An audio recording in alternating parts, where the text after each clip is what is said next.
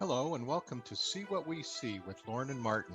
My name is Lauren Cashin. I'm the Executive Director of the Ontario Opticians Association, and I'm here with my co-host, Martin LeBeau, Deputy Executive Director of the Ontario Opticians Association. On today's episode, we'll be discussing a 5-year global vision care initiative that the World Health Organization, the WHO, started in 2014. With its 5 years coming to an end, it's a great time to revisit the plan and see how Canada's collaboration helped. We're very excited to have with us today Jim Prowse, Executive Director from the Canadian Council of the Blind. And we also have with us today Monica Riategui, the manager of the Mobile Eye Clinic. The Mobile Eye Clinic, MEC, is an initiative of the Canadian Council of the Blind. In conjunction with the Lions Club, bring regulated optometrists to schools, youth centers, colleges, universities, seniors residents, and community health centers. And there they perform comprehensive eye exams. So we are creating awareness. For the first 3 years of the program, many kids that we have seen the previous years, they didn't follow the instructions of the optometrist. But after that, at least this year and last school year, we saw that they were actually doing something, and they were following up with the CHIO, and they were getting us some feedback. For the first years, we recommended, for example, to go to get glasses or to see the optometrist on site because they need to apply drops or whatever other issues, and they didn't do it. So we were so frustrated that they even didn't listen to us.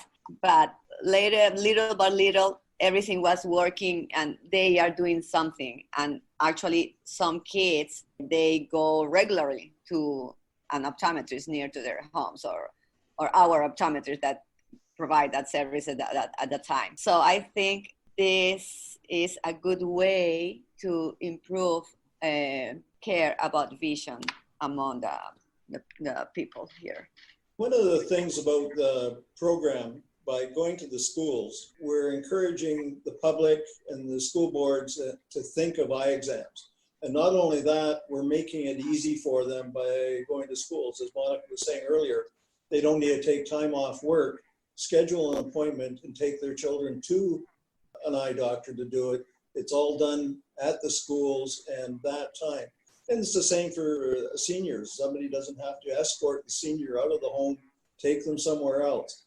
By making it convenient and easy for them, we're really promoting eye care. And once they've done it once or twice, we found that other families, they bring their children to the doctors at a later date. So as I say, I think this is one of the best ways to promote eye care, is make it easy and accessible in this way. And through the children, we can promote more. Great. So there is a growth then I can see. I mean, I see some, I can hear some success stories here. I know, like you said, Monica, it probably took a couple years for it to go, but tenacity shows that, you know, it gets going and people start to react and understand how important it is, which is, it's great. So keep doing the good work that you're doing right now. Thank you. Thank you. Well, we need all the support from other people in order to do it. And that's going to make the difference. Well, you know, our members and our listeners can say, you know what, maybe I can get involved in this. Maybe I can make a difference. And that's how it starts. Very good. Fantastic. So Jim, tell me, how does Canada rank within the community of vision, the international community for vision care? Are we leaders? Are we followers? Or are we falling somewhere in the middle there? My guess would be somewhere in the middle. I think I mentioned earlier, Louise Gillis and Jim Tokas work with the World Blind Union. Prep for this, I was asking Louise, our president, and she sort of figured somewhere in the middle, recognizing that, as I was saying earlier, we have a lot to do yet in order to be a leader in this area.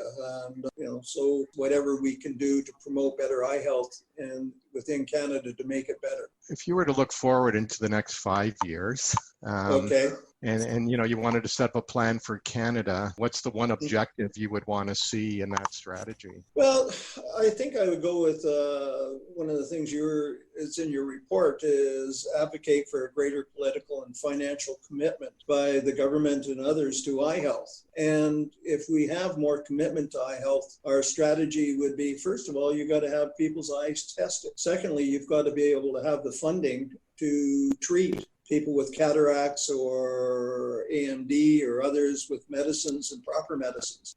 The objective would be, I think, to work with and advocate for an improvement in these areas. And the broader we can get the examinations, the more we can save people's sight and up their quality of life, which is going to be a benefit to the government and benefit to the public. That's the thing we need to point out. When it comes to vision, being proactive is huge. Yeah. Because most eye diseases are insidious, and you don't know you have them, and people don't usually go to a doctor unless something hurts. And right. Unfortunately, glaucoma, cataracts, things like that just don't present themselves as much as a sore finger does, or some actual pain. And it can sneak up on especially seniors. For example, I'm getting drops for glaucoma. And I was talking to different people, and that can happen, and you can lose your sight quite quickly if you haven't been paying attention and getting proper eye exams. So anybody that's over 50 should be making sure they get eye exams on a regular basis so they have their sight. But, they feel, well, they got their sight, everything's fine. Cool. Martin, do you have Monica, I'll direct this question to you since you're on the ground. What type of advice would you give to our listeners that they might not have any opticianry or vision care background, but they want to know how they can do to have better eye health, or even be able to help you guys out in your quest? Well, first of all, just something simple, to go to see an eye doctor, to go to an optometrist's office to have their eyes checked. And that will definitely help a lot, because we have found kids that they have never gone to an eye doctor, and we found a couple of them that they couldn't see that the tree has leaves. They thought that the tree was a bunch of things, but not a single leaf. So it was devastating for us. At the beginning, was a very high. I was in shock, but I would advise that people to go to see an eye doctor. And for our program, to promote our program, to let us know if they know any optometrist or optician that will be willing to work with us to go to the schools or seniors' homes, that will be perfect. That would be really, really helpful. Okay. Great, thank you. Lorna and I, we've had the opportunity in the past to be able to help with these types of clinics, and I can tell you there's nothing more rewarding than seeing these kids with a big smile on and being so thankful that, we do make a change. You make a difference. That's the best feeling in the world, to be honest with you. So I think you're very blessed to be able to do this every day. And oh, yeah, for sure. And in some cases, some parents were volunteering, and they were bringing, for example, a boy that the mom said, oh, you know what, be careful, because he will be able to express himself because he's so shy. I think he has some problems. And then this guy sat, and the optometrists have, I don't know, for me, they are magicians because they find everything. And the child he put the lenses, and the child was saying everything, was talking like nothing. And the mom said, what happened with this guy? This is not him. And just because of the lenses that the doctor puts on front of him. Mm-hmm. So the mom was really as well surprised how the behavior of that child that she was seeing every single day, because she was a volunteer at the school, changed. Like, she has never seen that guy like that before. Never. And that was so rewarding as well. And also when we go to seniors' homes, oh my gosh, the seniors are so thankful. Oh, thank you for being here. Oh, I can see perfectly. Thank you so much.